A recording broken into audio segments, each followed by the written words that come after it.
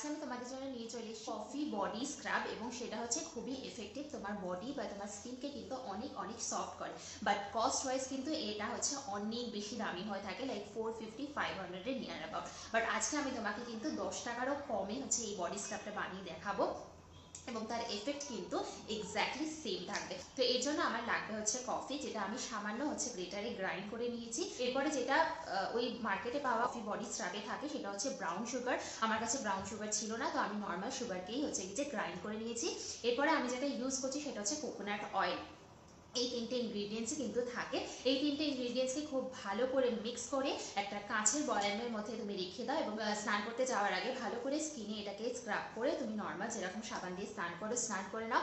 First বার যখন তুমি try করবে তাতেই কিন্তু তুমি একটা ড্রাস্টিক চেঞ্জ তোমার বডিতে দেখতে পাবে, খুব সফট সিল্কি অ্যান্ড স্মুথ হয়ে যাবে তোমার বডিটা। তো আজকে এটা ট্রাই করে দেখো।